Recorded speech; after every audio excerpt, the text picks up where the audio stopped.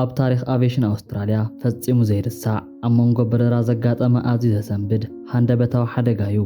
ኣብ በረራ ኳንታስ 72 ዘጋጠመ ሓደጋ 315 መንገደኛታት ዘሳፈረት ነፋሪት ብካፒተን ጌቨን ሱልቫና ጉዕዞ ምስ ጀመረት ዘጋጠመ ሃንደበታዊ ሓደጋ ኣብቲ ጭንቂ ሰዓት ናይ 315 መንገደኛታት ህይወት ናይ ምድሓን እንኳ ሓላፍነት ኣብ ካፒተን ኬቨን ሱልቫና ወዲቑ እዩ። እታ ናይ ኳንታስ 72 በረራ ነፋሪት ካብ ሲንጋፖር ተላዒላ ናብታ ምዕራብ ኣውስትራልያ ትርከብ ፐርዝ ጉዕዞ ምስ ጀመረት ተጓዓዝቲ ፍጹም ብዝተረጋግዐን ሰላማዊ ብዝኾነ ኩነታት ፈሊሞም እዮም። እቲ በረራ ተጀሚሩ ካብ ሲንጋፖር ተላዕለት ነፋሪት ናብ ሰሜናዊ ምዕራብ ገማግም ባሕሪ ኣውስትራልያ ክትቀርብ ጀሚራያ። ኣብታ መዓልቲ ንሳ ኣብ ታሕቲ ካብ ዝርአ ናይ ህንዲ ውቅያኖስ ጀሚሩ ክሳብ እቲ ብላዕሊ ዝርአ ሰማይ ብሰማያዊ ቀለም ተሸፈነ እዩ ነይሩ። ብሓፈሻ እቲ መዓልቲ ብሩህ ነይሩ ክበሃል ይኽእል እዩ። እታ ነፋሪት ካብ ሲንጋፖር ክትለዓል እንኮላ መሰረታዊ ፍተሻታት ገይራ ምንም ጸገም ከይተረኽባ ጉዕዞ ጀሚራያ። ኣብ ልዕሊ ህንዲ ውቅያኖስ ምስ በጽሐት ግና ናይታ ነፋሪት ኣውቶፓይለት ጸገም ገጢምዎ እዩ። ኣውቶፓይለት ማለት መቆጻጸሪ መገዲ ነፋሪት ማለት እዩ። ነዚ ዘስተውዓለ ካፒቴን ኬቨን ሱልቫን ሰብነቱ ብሓንሳብ ፍርሕን ድንጋጸን ወሪርዎ እዩ። ኣዒንቱ እናረኣየ ምስ 315 መንገደኛታቱ ኣብ ሞት ከም ዝተፋጠጠ ምስ ተዓዘበ ከም ዝኾነ ገይሩ ድንጋጹ ተቖጻጺሩ ዝከኣለ ኩሉ ክገብር ጀሚሩ እዩ። ኣብ መቆጻጸሪታ ነፋሪት ዝርአ ዘሎ መልእኽቲ ፍጹም ዘደናግር እዩ ነይሩ። መጀመርታ ኣዝዩ ትሑት ብዝኾነ ናይ በረራ ቅልጣፈ ትጓዓዝ ከም ዘላ ዝገልጽ ህጹጽ መልእኽቲ መጺእዎ እዩ። ብዙሕ ከይጸንሐ ድማ እታ ነፋሪት ካብቲ ዝግባኣ ንላዕሊ ብከቢድ ቅልጣፈ ትጓዓዝ ከም ዘላ ዘጠንቅቕ መልእኽቲ ናብ መቆጻጸሪ በረራ መጺእዎ እዩ። ሽዑን መንገደኛታት ሓደ መልእኽቲ ተመሓላሊፉ እዩ።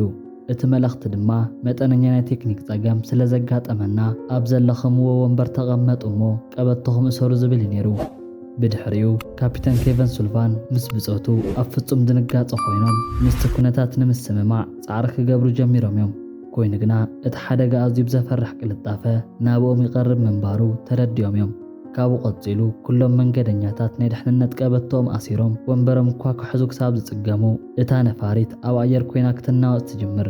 ኳንታስ 72 ናይ መንገደኛታት ነፋሪት ብቕጽበት ናብ ናይ ሞት መገዲ ክትጓዓዝ ተረኣያ። ናይ ጦር ጀታት ከይተረፈ ዘብርር ካፒቴን ኬቨን ሱልቫን ግና ብሰንኪ ናይ ኮምፒተር ትእዛዝን ናይ መልእኽቲ መቐበሊ ጌጋን ኢዱ ክህብ ኣይደለየን። ኣብቲ ዘሰንብድ ኩነታት ኮይኑ ስምዒቱ ብምስዓብን ነፍሲ ወከፍ ናይ በረራ መምርሕታት ብምዝካርን 315 መንገደኛታት ሒዙ ምስ ሞት ኣብ ከቢድ ምትሕንናቕ እዩ። መብዛሕትኦም ድማ ካብ ናይ ዕረፍቲ በረራን ሽርሽርን ድሕሪ ምምላሶም ጉዕዞ ዝገበሩ እዮም።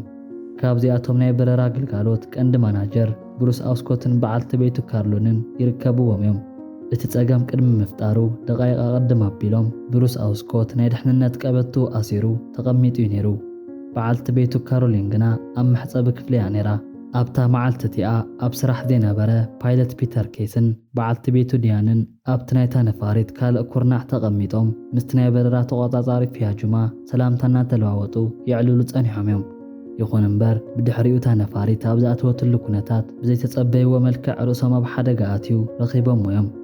በዚ መልክዕ እናተናወጸት ኣብ ዘላ ነፋሪት ዝነበሩ መንገደኛታት ንኻልኦት ምድሓን ብዝከኣሎም ጻዕሪ ክገብሩ ጸኒሖም እዮም። ኣብ ክፍሊ በረራ ድማ ካፒቴን ኬቨን ሱልቫን ህይወት ንምድሓን ብርቱዕ ቃልሲ ምግባሩ ቀጺሉ እዩ። ኬቨን ሱልቫን ዝወሰዶ ስጉምቲ ፍጹም ማንም ዘይተጸበዩ ነይሩ።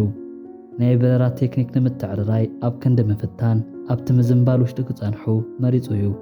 መቆጻጸሪ መስመር ብምስሓብ ነታ ነፋሪት ብልሙድ መስመር ክትነፍር ካብ ምግባር ተገልቢጣ ግን ድማ ናብ መሬት ክተንቆልቆል ምግባር ከም እንኮ መማረፂ ገይሩ ወሲድዎ እዩ።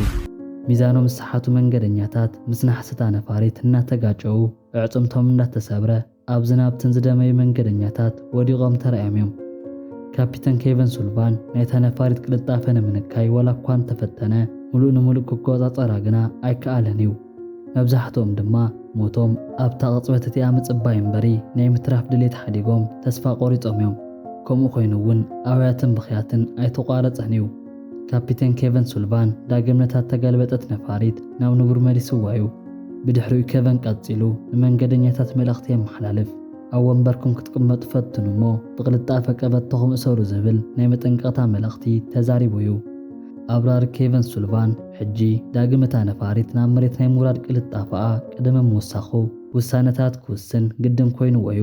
ስለዚ ድማ ኣብ ጥቕኡ ክርከብ ናብ ዝኽእል መዕርፎ ነፈርቲ ጻውዒት ገይሩ እዩ። እታ ነፋሪት ንምዕራፍ ጉዕዞ ጀሚሩ እዩ። በዚ ድማ ኣብ ምዕራብ ኣውስትራልያ ዝርከብ ሌርሞን ዝመዕርፎ ነፈርቲ መጠረሽትኡ ገይርዎ እዩ።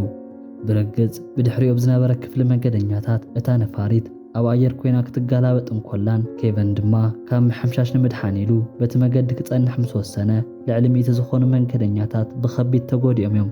ካብቶም 100 መብዛሕትኦም ዓርሶም ስሒቶም እንታይ ይካየድ ከም ዘሎ እውን ዝዝክሩ ይነበሩን። ዕጽምቶም ተሰብረ እግሮም ንኢዶምን ዝመለቐ ከምኡውን ዝደመዩ ብዙሓት እዮም። ኣብታ ነፋሪት ዝነበሩ ህፃውንቲ ዝሓቕፎምን ዘልዕሎምን ክረኽቡ ይከኣሉን። ኣብታ መዓልቲ ካብ መንገደኛታት ሓደ ዝነበረ ናይ ፓይለት ፒተር ኬሲ በዓልቲ ቤት ዝኾነት ዲያን ጥራይ ሕቖኣ ተጎዲኣ ግንባራ እናደመየ እንከሎ ተኣምር ብዘብል መልክዑ ዓቕሚ ረኺባ ንሰባት ንምሕጋዝ ፃዕሪ እናገበረት ጸኒሓ እያ። ኣብ መወዳእታ ድማ ኬቪን ነታ ኤርባስ ኤ330 ነፋሪት ድሕሪ ከቢድ ኩነታት ብሰላም ከዕርፋ ኪሉ እዩ። ጭንቀት ነኺስዎ ጸንሐ ነፋሪት ብሰላም ብምዕራፋ ብናይ ጭብጨባ ድምፂ ተመሊኡ እዩ። ሕጂ ካፒተን ኬቪን ሱልቫን ናብ ክፍሊ መንገደኛታት ከይዱ ልክዕ ነቶም መንገደኛታት ምስ ረኣዮም እቲ ኩነታት ኣዝዩ ከቢድ ነይሩ ክብል ገሊጽዎ እዩ። መብዛሕትኦም መንገደኛታት ጉድኣቶም ልዑል ነይሩ። ክፍልታ ነፋሪት ሙሉእ ንሙሉእ ተሰባቢሩ ሰባት ደምዮምን ተጎዲኦምን ወለዲ ደቆም ንምርግጋዕ ይጽዕሩ ጸኒሖም እዮም። ኣብቲ ሰዓት መንገደኛታት ናይ ምብርትታዕ ሓላፍነት ኣብኡ ተጻዒኑ እኳ እንተነበረ ነዚ ኩሉ ምስ ተዓዘበ ግና ስምዒቱ ንምርግጋዕ ተጸጊሙ እዩ። ኣብቲ ሰዓት ህጹጽ ሕክምና ምሃብ ዝኽእሉ ናይ ሕክምና ጉጅለ ኣባላት ኣብ ቀረባ እኳ እንተዘይነበሩ ኩሉ ነገር ብቕልጣፈ ክስራሕ ትእዛዝ ኣመሓላሊፉ እዩ። በዚ መሰረት ድማ ናይ ህይወት ኣድሕን ሰራሕተኛታት ናይ መንገደኛታት ናይ ጉድኣት መጠን እናፈለዩ ሕክምና ዝረኽብሉ መገዲ ከመቻችው ጀሚሮም እዮም። ብፍላይ ከቢድ ጉድኣት ዝበጽሖም መንገደኛታት ብናይ ሮያል ፍላይንግ ዶክተርስ ግልጋሎት ኣቢሉ ኣድላይ ቀዳማይ ደረጃ ሕክምና ተገይሩሎም ናብ ከተማ ፐርዝ ከምርሖ ተገይሩ እዩ። ናይ ቀዳማይ ናይ ውግእ ኣብራሪ ዝነበረ ኬቨን ሱልቫን ከምዚኦም ዝበሉ ሓደጋታት ቁልጡፍ መልሲ ንምሃብ ዘኽእል ተመክሮ ስለ ዝነበሮ ነታ ነፋሪት ብድሓን ናብ መሬት ናይ ምዕራፍ ዓቕሚ ብምርካቡ ኩሉ ክመስክረሉ ኪሉ እዩ። 315 መንገደኛታት ካብ ሞት ዘድሓነ ኬቨን ሱልቫን ወላ ኣካላዊ ጉድኣት እኳ እንተዘይበጽሖ ስምዒቱ ግና ብኸቢድ ተጎዲኡን ልዑል ናይ ስነ ልቦና ጸቕጢ ኣስዒቡሉን ስለ ዝነበረ ንሱ እውን ንዓመታት ካብ ዝሰርሓሉ ናይ ኣብራርነት ሞይኡ ርእሱ ኣግሊሉ እዩ። ኬቪን ብዛዕባ ምቁራጽ ስራሕ ፓይለትነቱ ክዛረብ እንከሎ እቲ ኩሉ ጸገም ትማል ዝኾነ ኮይኑ ይስምዓኒ። እዚ ጥራይ እውን ዘይኮነስ ተቐሪጹ ከም እተቐመጠ ተንቀሳቓሲ ምስሊ ኣብ ቅድመይ ቅጅል ይብለኒ። እዚ ምስዓር ድማ ኣዝዩ ከቢድ እዩ ክብል ተዛሪቡ እዩ። ብርግጽ ካፒተን ኬቪን ሱልቫን ክእለት እናሃለዎ ኣብ ናይ ስራሕ ዕድሚኡ ብድሕሪኡ ናብ በረራ ይምለስን ምባሉ ልቢ ዝትንክፍ ኮይኑ እዩ። ኬቪን ክዛረብ እንከሎ ነባራይ ፍርሒ ወይ ድማ ትራማ ከም ዘሕደሩሉ ገሊጹ እዩ። ናይ ኳንታስ 72 ኣየር ተሳፈርትን ሰራሕተኛታትን ብዘየእመን ኩነታት ዕድለኛታት ምዃኖም ይኣምኑ እዮም። ነዚ ድማ ነፍሶም ሕዝኒ ዝሃቦም ናይ ትግዘ በረራ መንገደኛታት ኩሎም ፌርማ ብምእካብ ሽልማት ክወሃቦ ሓቲቶም እዮም። በዚ ምኽንያት ድማ ሽልማት ተዋሂብዎ እዩ።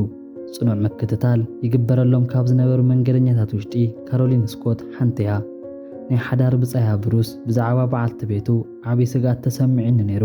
ናይ ምትራፋ ነገር ዝእመን ኣይነበረን ክብል ገሊጹ እዩ። ይኹን እምበር ዝነበሩ ስጋታት ብዙሕ እኳ እንተነበሩ ካሮሊን ብቕልጣፍ ናብ ክፍሊ መጥባሕቲ ተወሲዳ ናይ ሕክምና ጉጅለ ኣባላት ድማ ህይወታ ንምድሓን ብዙሕ መጥባሕትታት ክገብሩላ ጀሚሮም እዮም። እዚ ኩሉ ሓሊፉ ካሮሊን ተኣምር ብዝመስል መልክዑ ዳግም ህይወታ ክትዘርእ ክኢላ እያ። እንተኾነ ግና ክሳብ ሎሚ ናይ ነፋሪት ስጋኣትን ፍርሕን ኣብ እምሮኣ ተቐቢሩ ተሪፉ እዩ። እቲ ሓደጋ ብዝሕደረላ ከቢድ ናይ ስነ ልቦና ጽልዋ ምኽንያት ካሮሊን ዳግመ በረራን ምግባር ዘይትደሊ ድንጉጽ ክትከውን ገይርዋ እዩ። ብፍላይ መብዛሕትኦም ናይቲ ሓደጋ ተጎዳእቲ ናይ ገንዘብ ካሕሳ ብግቡእ ረኺቦም እኳ እንተነበሩ ናይ ኳንታስ ሰራሕተኛ ዝነበረን ብሰንኪ ሓደጋ ጥሮታ ክወፅእ ተገደደን ፉጂ ግና $33,000 ካብ ኣየር መገዲ ካሕሳ ዋላ እኳ እንተቐረበሉ ነዚ ካሕሳ እዚ ክቕበል ከም ዘይደለየን ከም ዝመለሶን ገሊጹ እዩ። እዚ ናይ ባዕሉ ክብረትን ኩርዓትን ዘለዎ ሰብ ብህይወት ምትራፉ ጥራይ ከም ትርፊ ብምቑጻር ብዘይ ካሕሳ ነቲ ግዘ ከም ዘሕለፎ ብኣንደበቱ መስኪሩ እዩ። ካልእ ምስጋና ክግበሮም ካብ ዝግባእ ሰባት ውሽጢ ዲያን ሓንቲ እያ። ናይ ኣሜሪካ ናይ ቴሌቪዥን ፕሮግራም ዝኾነ ሰንደይ ናይት ነዚ ዘይርሳዕ ታሪክ ምስቶም ኣብቲ ግዘ ዝነበሩ ናይ በረራ ጉጅለ ኣባላትን መንገደኛታትን ምስቲ ጀግና ፓይለትን ቃለ መሕተት ብምግባር ናይ ጠብጣብ ሽፋን ሂቦም እዮም። ናይ ኣውስትራልያ ናይ ትራንስፖርት ድሕንነት ቢሮ ንናይ ኳንታስ 72 ሃንደበታዊ ሓደጋ ዝተጋገየ ሓበሬታ ከም ምኽንያት ጠቒስዎ እዩ። ኮይኑ ግና እቲ ነገር ከመይን ስለምንታይን ከም ዝተፈጥረ ከረዳእ ኣይከኣለን። ኩሉ ነገር ምስቲ ናይ ቀረባ ግዜ ናይ ቦይንግ 737 ማክስ ሓደጋ ተመሳሳሊ እዩ። ኣብዞም ክልተ ተጓንፎታት ናይ በረራ ኮምፒተራት ንዝተጋገየ ሓበሬታ መልሲ ሂቦም እዮም። ካፒተናት ነተን ነፈርቲ ዳግም ክቆጻጸርዎን ኣይከኣሉን። በዚ ድማ ቅድሚ ሕጂ 346 ሰባት ህይወቶም ሲኢኖም እዮም። ኣብ ካሊፎርኒያ ዝዓበየ ኬቨን ሱልቫን ገና ካብ ንእስነቱ ጀሚሩ ናይ ነፋሪት ኣብራሪ ናይ ምዃን ድሌት ነይርዎ እዩ። ኣብ ኮሎራይድ ዩኒቨርሲቲ ድማ ብኤርስፔስ ኢንጂነሪንግ ተመሪቑ እዩ።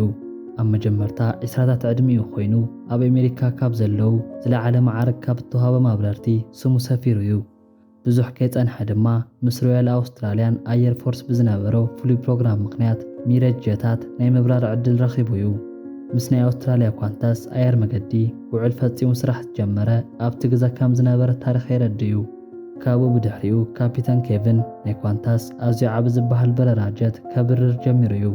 እዚ ኣብራሪ ኣብ ብዙሕ ናይ በረራ ታሪኽ ሰፊሩ ዝርከብ ዘደንቕ ታሪኽ ዘለዎ እኳ እንተኾነ ካብ ኩሉ ግና ብእኡ ይኹን ብኳንታስ ታሪኽ ውሽጢ ዘይርሳዕ ተባሂሉ ዝሰፈረን ኣዝዩ ዘራራቢ ኮይኑ ኣብ 2008 ጥቅምቲ ወርሒ ዘጋጠመ ፍጻመ ኮይኑ እዩ። እሞ ላይክን ሸርን ብምግባር ናብ ኩሉ ንክባጻሕ ደገፍኩም ኣይፈልየኒ ክብል ፈቱ።